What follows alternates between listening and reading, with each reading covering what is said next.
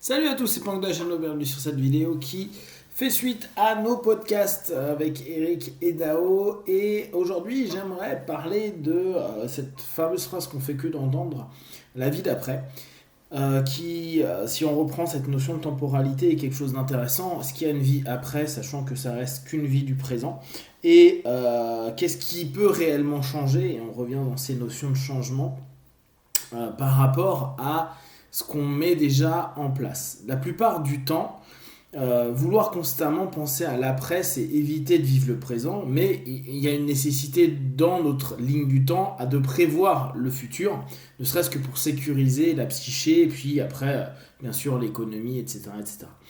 Dans ce questionnement qu'on lit énormément dans les journaux, les magazines actuellement, qu'on entend beaucoup à la radio, qui est un thème de fond, qui semble de fond, on se rend bien compte assez rapidement, et le cas du McDonald's qui a fait sourire quand même pas mal de personnes avec l'attente que les gens sont prêts à avoir pour se donner ce plaisir-là, hein, d'aller manger un burger, etc., nous permettent de nous interroger réellement sur la projection, le rapport projectif qu'on peut avoir vis-à-vis de ce que nous sommes, ou en attente de nous, ou capable de mettre en place.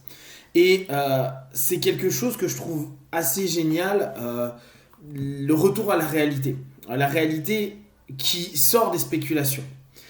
Le problème de la projection, la qualité de la projection dans un premier temps, c'est de nous permettre d'anticiper certaines choses et potentiellement de se dire, je mets en place un objectif, c'est-à-dire une orientation de mon énergie pour arriver à un point qui me semble juste bon et positif. Et pour autant, la projection va également nous amener le monde de l'illusion. C'est-à-dire que on va se biaiser nous-mêmes psychiquement et cognitivement parlant en s'illusionnant sur des potentialités de ce que nous, sans même chercher les autres, nous-mêmes, on va être capable de mettre en place.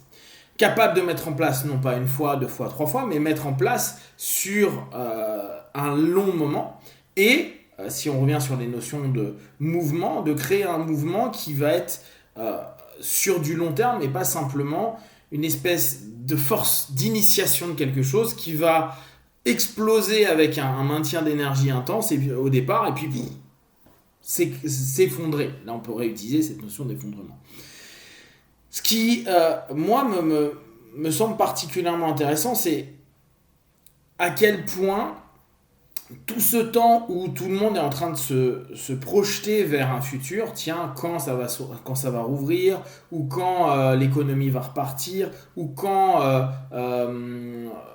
on va prendre l'habitude de vivre avec ceci, cela, ou quand les politiques devront donner des comptes, et quand blablabla, on projette. Donc on spécule. Ce qui est très intéressant d'ailleurs, c'est notre haine globale, là je fais une énorme généralisation, mais beaucoup de personnes qui détestent le système boursier, qui est juste un système de spéculation, dans lequel on investit ou pas des choses, mais on fait exactement la même chose dans notre quotidien.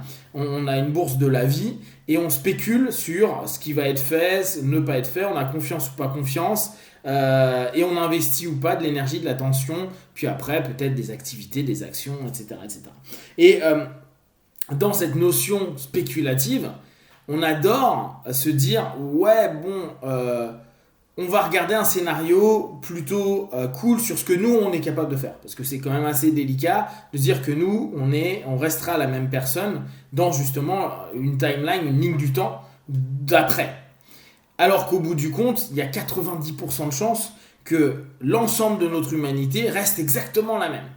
Ce qui pourrait éventuellement se modifier, c'est venant non pas de la base, mais venant d'une obligation, et là tout ce qui peut être complètement horrible pour les personnes qui n'aiment pas les dirigeants, et puis c'est instinctif à tout le monde, on cherche tous à avoir des dirigeants, mais on déteste le fait d'être dirigé.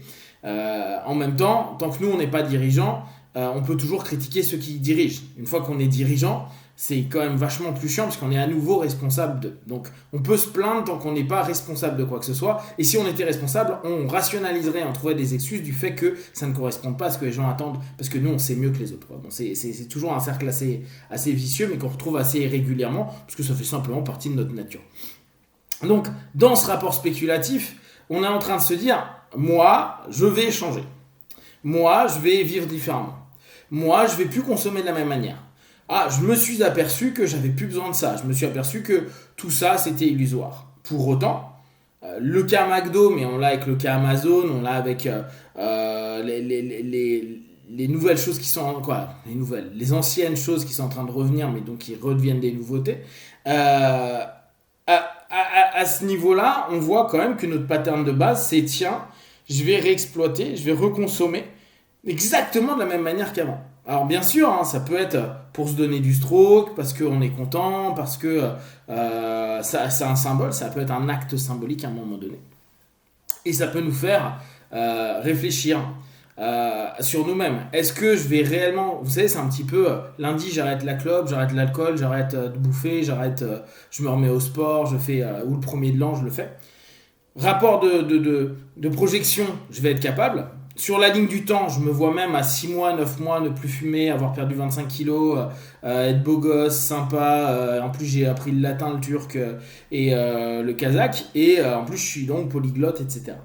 Ça, c'est notre projection avec la spéculation que potentiellement, vu qu'on est motivé là, demain on sera motivé, après-demain on sera motivé, après-demain, donc on peut avoir confiance. Donc on va avoir confiance et donc on peut se projeter sur une ligne du temps et dès lors on va pouvoir se dire c'est ok, je vais pouvoir mettre ça en place, c'est cool.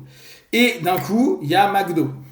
Alors on s'en fout, hein, McDo, junk food, on dit une fois non, on dit fuck.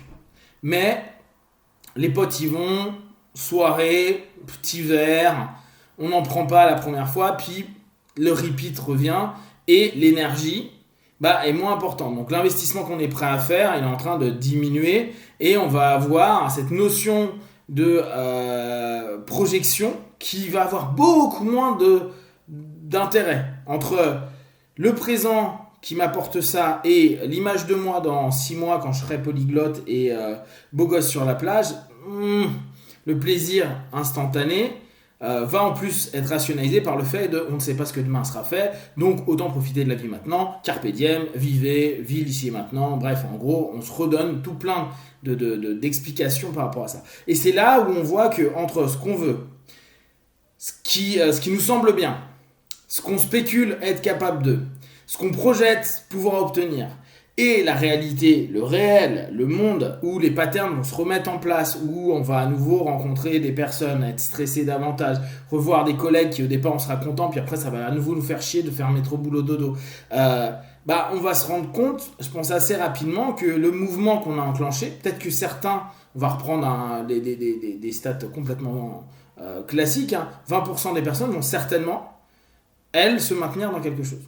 80%, il y a de fortes chances qu'elles deviennent exactement pareil. Et ce qui peut être amusant, c'est pas regarder dans 3 mois ou 6 mois, c'est regarder sous 2 ans, donc se dire en 2022, au printemps 2022, qu'est-ce que vous avez profondément changé dans votre vie ? Profondément. Si changement il y a un, bien sûr. Est-ce que ça a répondu à la projection, puis les spéculations que vous avez pu faire sur votre potentiel à ça ? Ou est-ce que, à nouveau, il y a une absorption d'un macro, d'une société, d'un temps, d'un espace et de patterns globaux qui ont réimposé quelque chose. Et est-ce que individuellement on aura réussi à le faire, ou est-ce que si mouvement il aura été imposé par un gouvernement, un groupe, une idéologie, ou est-ce que ça sera vraiment quelque chose qui serait volontaire par nous-mêmes, et c'est-à-dire que si ça ne nous avait pas été imposé, est-ce qu'on aurait été dans cette démarche là ou pas ? Et ça vraiment, je trouve que c'est quelque chose qui est intéressant à s'interroger. Et vraiment, n'hésitez pas à écrire maintenant au X. Aujourd'hui, on est le 24 mars, mais faites-le.